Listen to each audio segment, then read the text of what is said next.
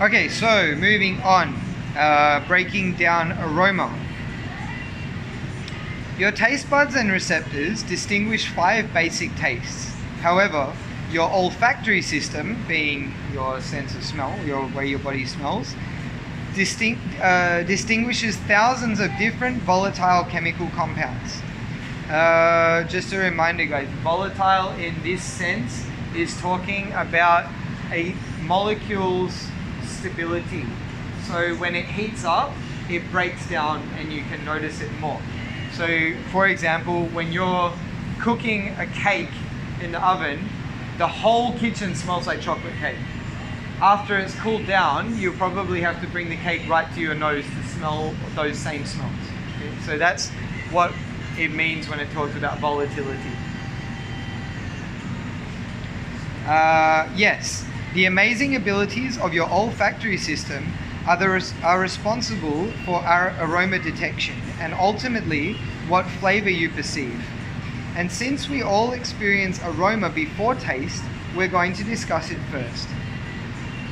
As far as we're concerned, there are 2 ways that aromas are going to influence our perception of overall flavor.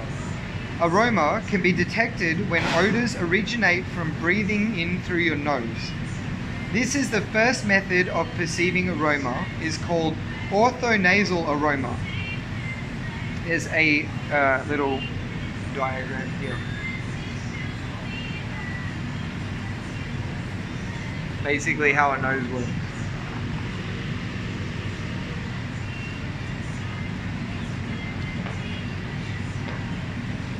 When aromas are strong enough to enter your nostrils, before you even take a bite of food or a sip of drink, they can have a profound effect on the overall flavor once you've put the food in your mouth.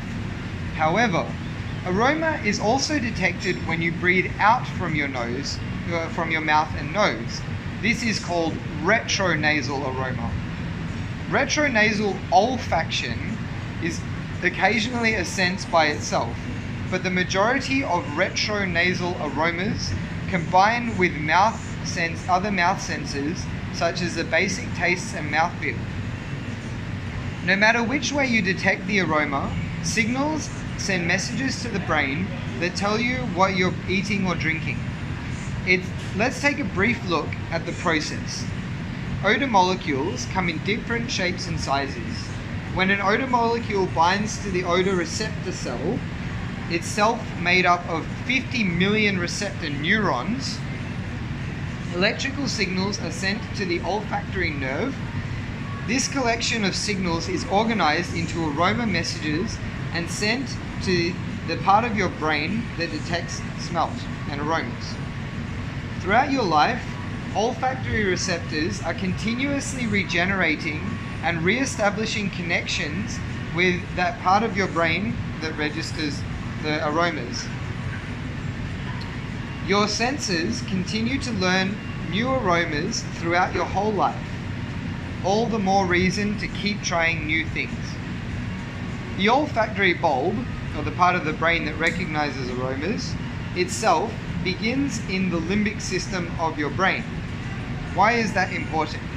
Well, in addition to the limbic system role in smells, this system also controls emotion, behavior, motivation, memory, and autonomic behavior.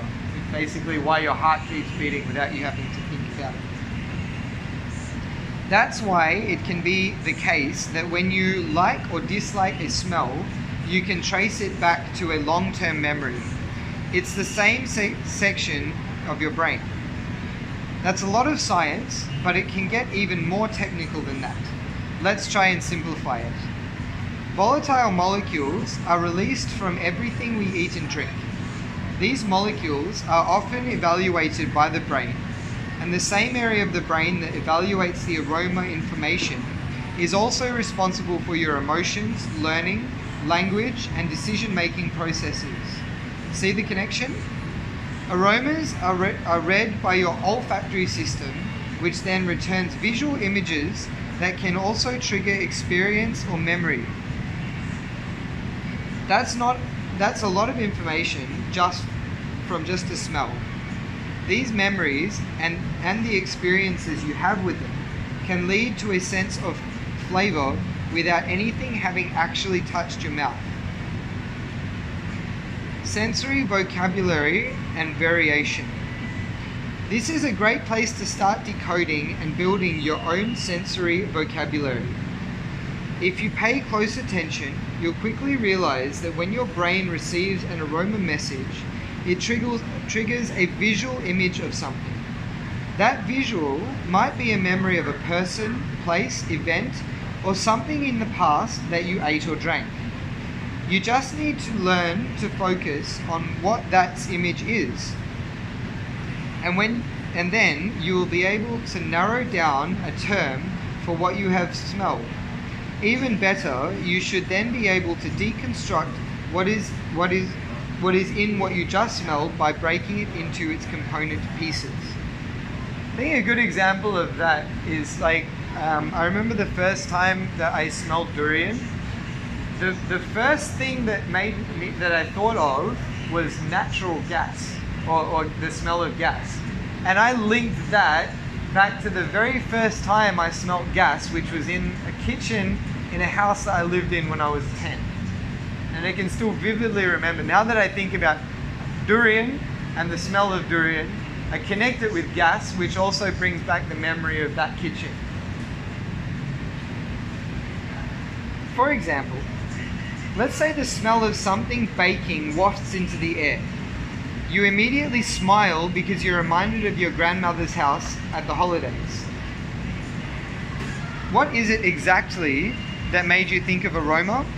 It must have been those special cookies that she always baked. Once you get the image of the cookies, you can now think about what the ingredients were. What you remember the most were butter, nutmeg, and vanilla. Congratulations. You just deconstructed an aroma and gave yourself the aroma descriptors for what you have smelled.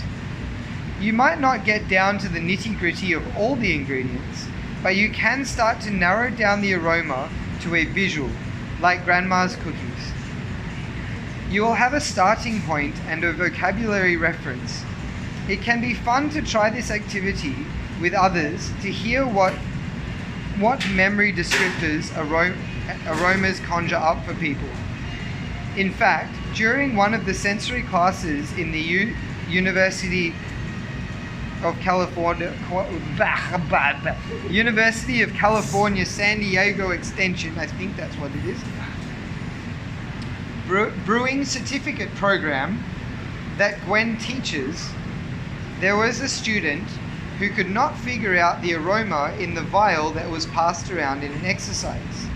He closed his eyes to further visualize what was being reminded of in this particular aroma. His response was Puerto Rico, which made everyone giggle. From there, the class had him narrow down what about Puerto Rico this aroma reminded him of. He figured out that it was the empanadas he would buy from a cart on his way to his home from school growing up. You guys know what empanadas are? Mini apple pies. Yeah, like think like the apple pies you get from McDonald's. Technically an empanada.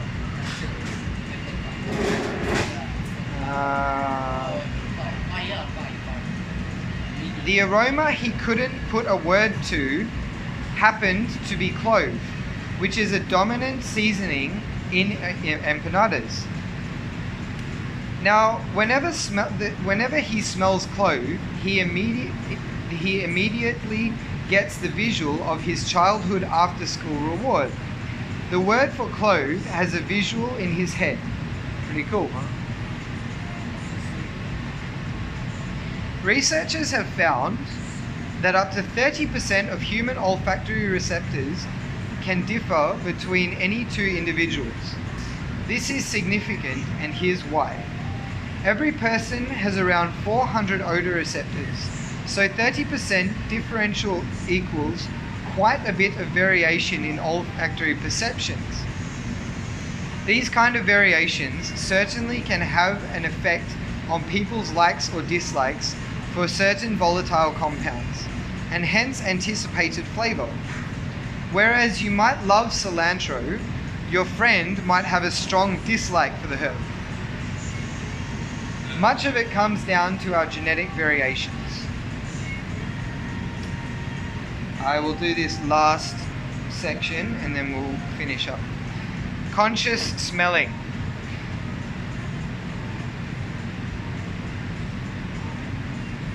There is a technique that we use called consciously smelling. It is about being in the moment and remaining fully aware of what you are doing and feeling.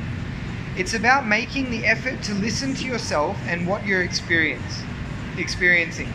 Sounds Zen-like, right? Conscious smelling begins with a quick sniff, which helps you focus. Also, as opposed to a deep inhalation, a small whiff will quickly tell you if something is extremely pungent or acrid in aroma, and hopefully prevent premature olfactory burnout. Good example of that would be whiskey. If you just get some whiskey and then you take a big smell of it, you're not going to really smell much after that. But if you take that same whiskey and just take a little, then you'll actually be able to break down the flavor. Think about it as if you're testing the temperature of something that might be hot before just picking it up. If you hold your hand near it or just touch it quickly, you're less likely to burn yourself than if you grab it and hold on tight. In fact, just as a physical burns scar, you can receive olfactory scarring as well. When certain volatile compounds bind to odor receptors, they can scar if the compound is particularly pungent or too intense, leaving a mark that indicates that there was an injury. Just think about smelling vinegar or ammonia. It's some potent stuff. The good news is, with some exceptions such as injury or genetics, your olfactory receptors regenerate every 60 days throughout your whole life. After assessing that the item isn't going to hurt or damage your olfactory system, you are ready to proceed with your aroma adventure. Don't skip the drive-by step just because you know what that item is. You are also priming your system for what is to come. Let's face it, some of us are a bit more sensitive to certain aromas. Preventing burnout prior to starting will make your adventure more fun. If you have a beverage, swirl it to release the volatile aromas. Carbonation and heat will also help to release them. Think of lime-flavored seltzer water compared to water with lime.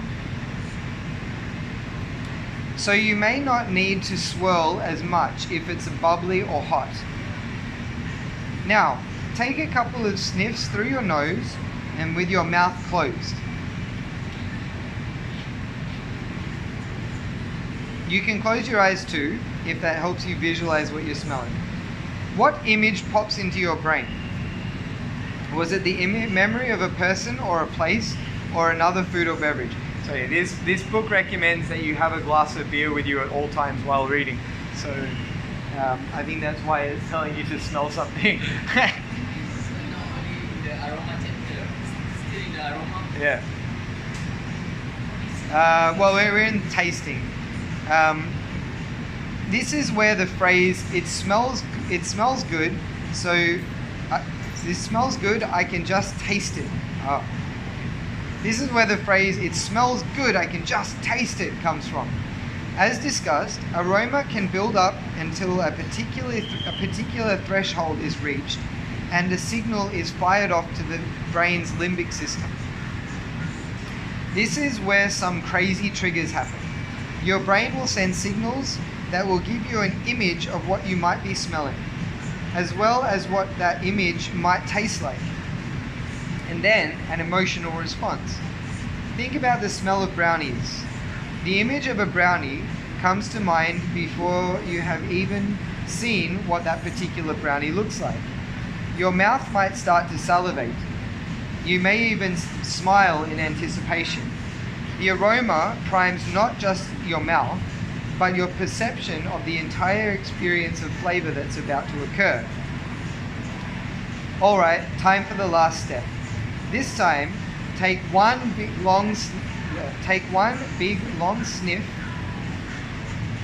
and exhale through your mouth.